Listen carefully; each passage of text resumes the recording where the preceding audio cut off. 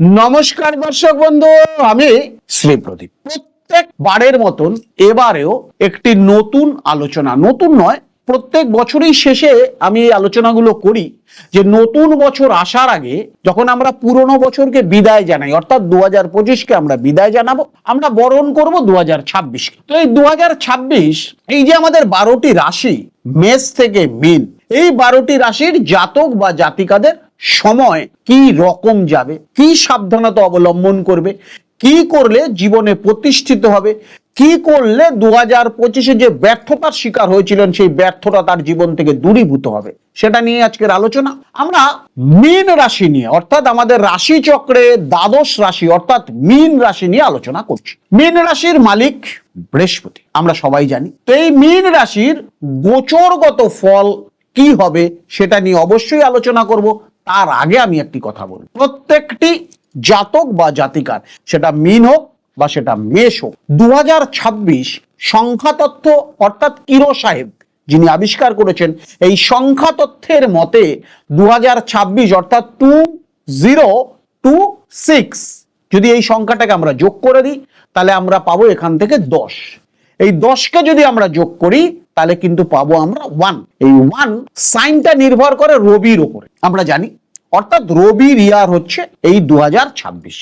রবি মানে সূর্য, যিনি আমাদের 24 ঘন্টা জীবন শক্তি দিয়ে রেখেছেন, অর্থাৎ আপনাদের বেঁচে থাকার যে জীবন শক্তি সেটা কিন্তু আমরা একমাত্র রবির কাছ থেকে, যার আলোতে আমরা সবাই আলোকিত হই। এই রবি যার জীবনে যত কম ফোকাস দেবে তার জীবনে তত অন্ধকার আসবে। এই রবি একটি এমন জায়গা যার জীবনে যত কম দেবে। তাই আমি প্রত্যেকটি জাতক বা জাতিকাকে বলবো, এই 2026 পড়ার সঙ্গে সঙ্গে একটি পন্থা আপনাকে অবলম্বন করতে হবে, অর্থাৎ সূর্য প্রণাম।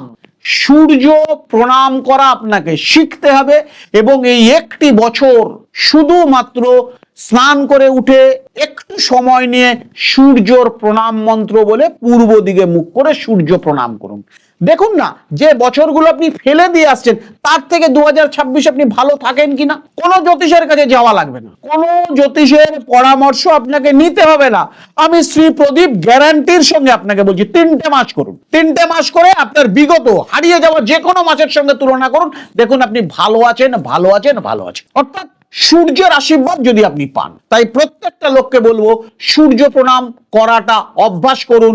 এতদিন যদি না করে থাকেন 2026-এ 100% অভ্যাস করুন। এবার আসছি মীন রাশির গোচরগত ফল। যদি গোচরগত ফল আমরা মীন রাশির দেখি, শনি ফার্স্ট হাউস অর্থাৎ ফার্স্ট হাউসে শনি অবস্থান করছে। অর্থাৎ এই ফার্স্ট হাউস থেকে আমরা যেটা পাই সেটা হচ্ছে ব্যক্তিত্ব, স্বাস্থ্য, আত্মবিশ্বাস এবং ভাগ্য। এবং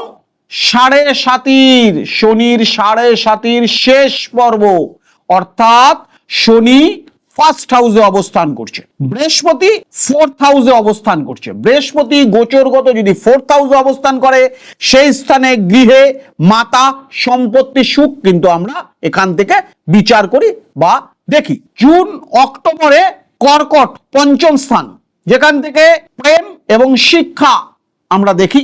নভেম্বর ডিসেম্বরে সিংহে 6ষ্ঠ স্থান, শত্রু এবং ঋণ আমাদের দেখতে হবে। রাহু এবং কেতু, নভেম্বরে রাহু কুম্ভে প্রবেশ করবে 12th হাউসে, অর্থাৎ ব্যয় স্থানে।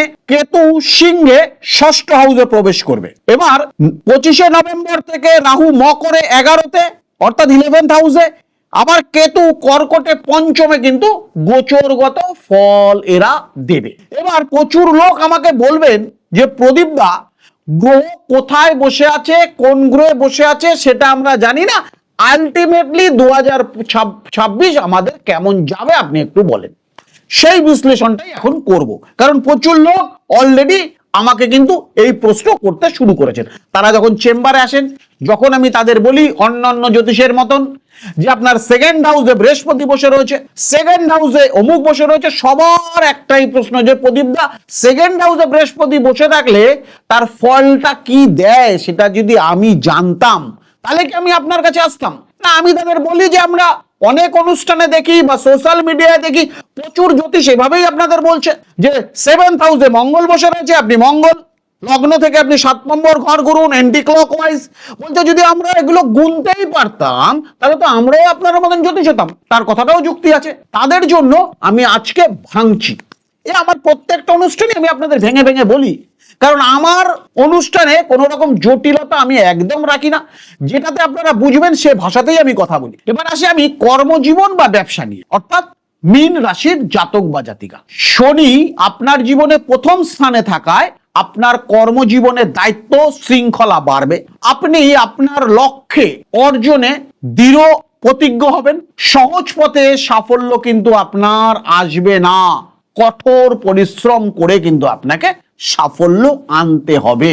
বছরের বেশিরভাগ সময় কেতু ষষ্ঠে আপনার অবস্থান করবে। কর্মক্ষেত্রে আপনার ভয় পাওয়ার কিচ্ছু নেই, আপনি সহজেই তাদের ছাড়িয়ে চলে যাবেন। মনে শক্তি বা সাহস আপনাকে রাখতে হবে। বিদেশ সংযোগ, রাহু দ্বাদশ স্থানে থাকায় বিদেশ সংযোগ, বহু জাতিক কোম্পানি বা দূরবর্তী স্থানের সঙ্গে যুক্ত কাজ থেকে লাভ হতে পারে আপনার। এই সময় কাজের জন্য অতিরিক্ত ব্যয় হতে পারে, এটাও মাথায় কিন্তু আপনাকে রাখতে হবে।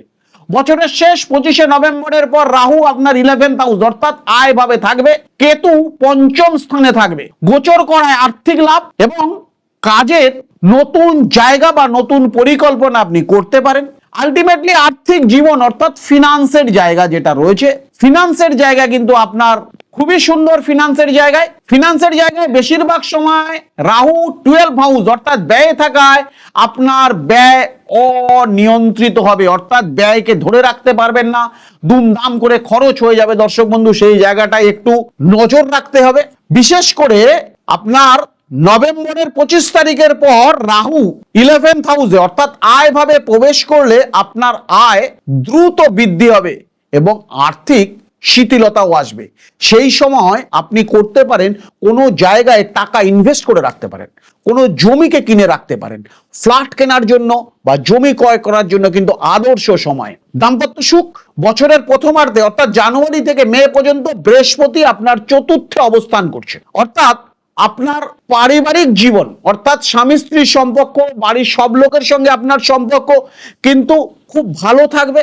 সংসারে অশান্তি বা সংসারে কলহ এগুলো একদম থাকবে না। আপনার মায়ের স্বাস্থ্য ভালো থাকবে, কিন্তু বাবার স্বাস্থ্যের দিকে একটু নজর আপনাকে রাখতে হবে। সন্তানের জায়গাও কিন্তু আপনার যথেষ্ট ভালো, বৃহস্পতি পঞ্চম স্থানে অবস্থান করছে। গোচরে সম্পর্কের জায়গায় অর্থাৎ সন্তান এর জায়গাও কিন্তু আপনার খুবই ভালো ফল দিচ্ছে।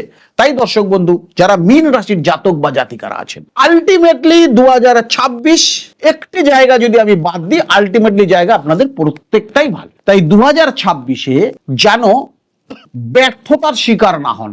2026-এ যেন কারোর কাছ থেকে আপনাকে 1 টাকাও ঋণ নিতে না হয়।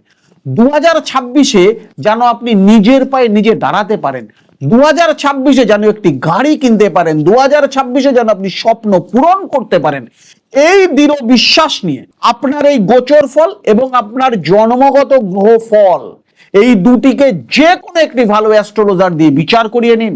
আপনার দশা এবং অন্তর্দশার কি জায়গা রয়েছে সেটিকে জেনে নিন।